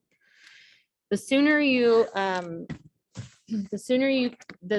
they know they can say no to you and that you're still friendly and everything's all okay between you, the sooner you have trust with them. So a lot of people intuitively think that you want to get to yes first. You want to get to know first. So that's one roundabout way to get to know with them is like, I'm giving them permission to say no by saying, I won't hassle you. Just if we need to talk. They're like, oh, okay. Does that make sense? So, I know some agents like to have the business cards, but people throw them away or they're sitting in the car for months. And like when they want it, they can't find it. But one text is like all you need. And I'll text like Steph Ashby, Big House by BYU open house. Great to meet you. And then that way they're like later thinking, oh, I know she texts me house by BYU. They can literally search in their text BYU. And then those discussions and they can find me because they're not going to save my name in their phone, but so just a little something in there to give them reference that they can go back to, even if it's a couple months later. Like the app for people using your app, like what if you send somebody a link for your app? For like my own website or something. Or like the KW app that's linked to you, or like they can search Oh, homes yeah. like they can on Zillow and they can look at. You can do that. I don't use that as much because the Peter Morkel team just has other platforms that we use to capture leads. So I'll refer them to my website, but also that's going to be like divvied out round robin to the agents on my team, and they don't necessarily know, oh, that person came in on my open house. So I like to have that one-on-one contact, and that's why you need that list to refer back to as well to follow up, because they'll just get lost in my phone too. So yeah, you just keep track of them however you want to in your CRM that you use. And but if you're a solo agent doing your own thing, that would probably be a really good resource. The KW app. Yeah. A way for them to connect directly with you. But I like to have their cell number. Most people like to text, like my grandma who's 82 has mostly been texting with me these days. Like I feel like most people, even if they're in the older generations, they're texting by now. So it's very it's not really intrusive if you can text them. They don't feel threatened by that. You're not bugging them, like ringing their phone all the time. They don't feel like you're hassling them. It's just like quick little text. Hey, how you doing? Or it was so great to meet you over the weekend. Please let me know if you decide you want to get out and start looking at homes, or let me know if you want me to send you that lender information or just whatever, just something of value. short and sweet. And people appreciate that and they don't feel hassled. So, yeah. With the last team that I was on, you could set up through the CRM system, open house link to where when they did a sign in, it automatically put them into the CRM and then Mhm. started a drip campaign for them. Yeah, that's great And too. it is good if you know how, if You know if how that's to how do you it. do it, if you're super Yeah. techie. Like for me, I'm not techie at all. And Yeah. so it was like this huge,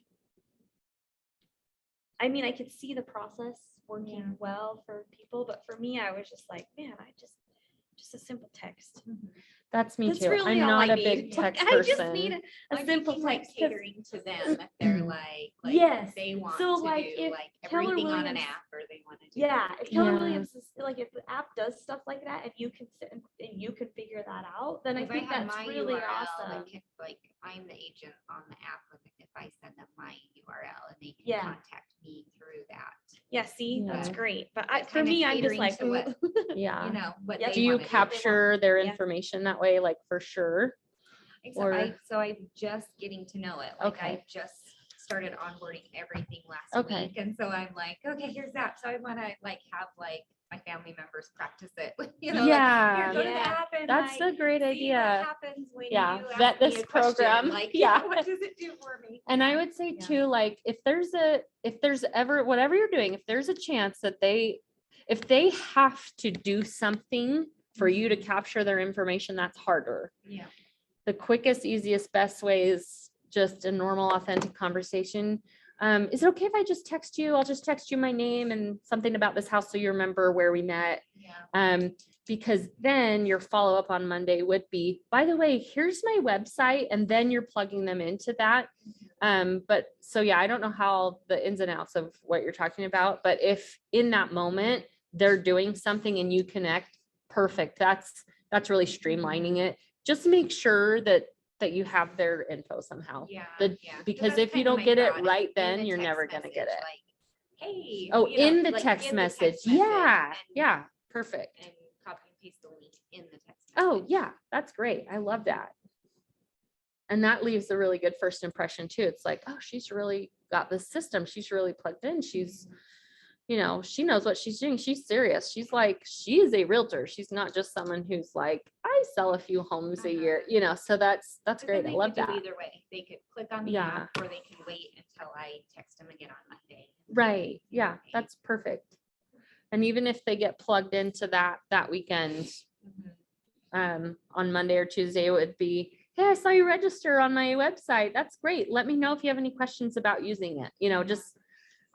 That's a great excuse to contact them. I always try to have a reason to contact people. Like, Yeah. I don't like the cold call or cold Right. contact feel to it, because it's like 100% sales. They can feel it and you've lost them. Like, really. Even my friends, like when I was a new agent, I did things more that way, like the rigid scripts online that we were talking about, like with Michael and stuff, like the rigid scripts and the just calling to let you know I'm a realtor. Just no, it doesn't, like, those friends ended up like, there's a few of them that it's still kind of weird. Like I just, so you just have to have a reason to call that's not about you, bringing something of value, connecting them with the resource like that. Like, how nice, So anyway, we're pretty much done. Do you guys have any final questions, thoughts, ideas? Okay. Yeah, I hope that helped. I love open houses. And I just think they're fun. I'm an extrovert, so it fills my bucket. I'm definitely like ready to go home and take a nap or something when I'm done, because I'm like on my feet the whole time, interacting, high energy, positive, drinking my caffeine before the open house so that I come across energetically. Not always, but all my good ones, it's that way. But I love to meet new people, new faces. Most people that come in are just really friendly. I think I had one person last year that was like, I don't want to sign in. And I could tell she was like a neighbor. I was like, it's okay, just go on through. I just whispered to her because it wasn't a big deal, but most people that come through are just open and friendly and it's fun. I love it.